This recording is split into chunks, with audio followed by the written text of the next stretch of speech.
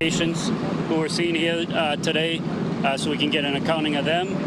All the utilities have been secured to the building at this point in time. We're starting to de-escalate the incident, and then if you guys have any questions, we'd be more than happy to answer them.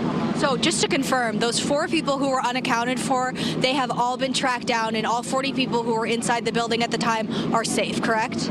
All 40 people who were reported to be working here today have been accounted for and are safe, correct. Do you know what happened with the gas leak, the cause of this, how this happened? No, we're still looking into that. Our marshal's office is working with the state fire marshal's office, building department, and then the utility companies to try to figure out what the cause of the leak was. But you all were in this building before and ultimately caught fire. Can you explain that for us? The first new company, Engine Company 5, was on scene when the explosion took place, yes. Why were they here?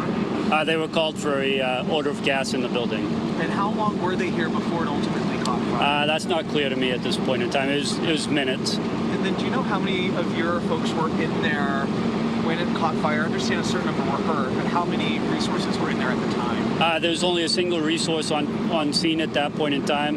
The 2 companies were responding. The second company had not arrived on scene yet. And were most of the people that work here or in this building able to get out because of the smell? Would that give them a heads up to get out? I'm not sure how they got out, but they were all able to evacuate as far as we can tell. And in terms of the 3 firefighters who were transported, any update on how they're doing? 1 has been released from the hospital. 2 will be held overnight. All injuries are considered to be non-life-threatening. Can you talk about how extensive this fire was after the explosion? I mean, how big was this for people that don't know? So it was a 4-alarm fire, which is pretty significant for the city.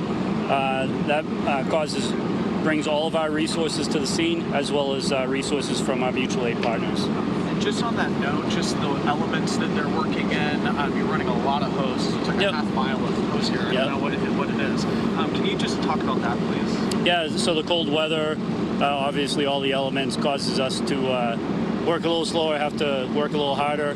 They overcame a couple of dead hydrants to establish water supply. We need a large amount of water to put the fire out. So extensive operation. And then challenges with battling a fire that's from a gas leak, so a constant source. Could you talk about that? Yeah, we need to wait for Liberty Utilities to get on scene to shut the supply off. So basically shut the gas off in the street.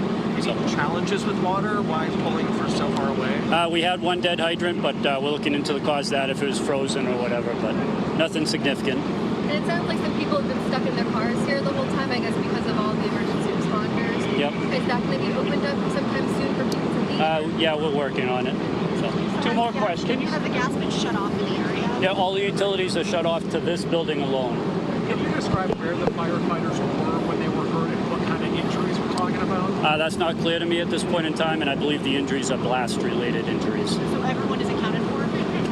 All of the staff that reported for work in the building today has been accounted for.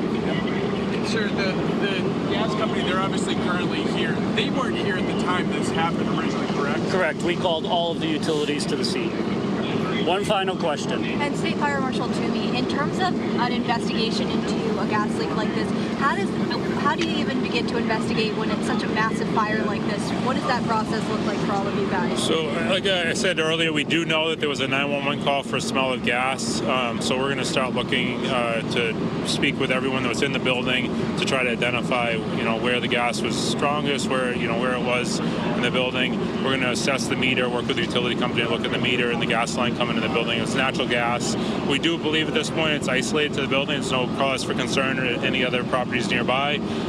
It's very specific to this property. And we'll look at the extent of the damage to the building and try to determine, where it came from and get information from people who are there in the building. Is it a complete loss at this point? I would say the building is a complete loss, yes. So the community in Nashville can rest assured tonight that at least they can feel safe coming back to their apartments if they left and evacuated because they were anxious. They can do that. Yep, that's correct.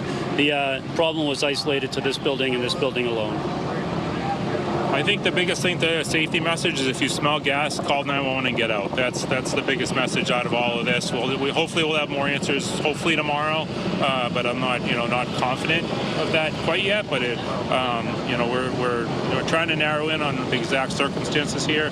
But we're very confident at this point that it's specific to this property. Have you clarified yet if there was actually a fire going when firefighters went into the building? We have no reports of a fire in the building when firefighters went in it.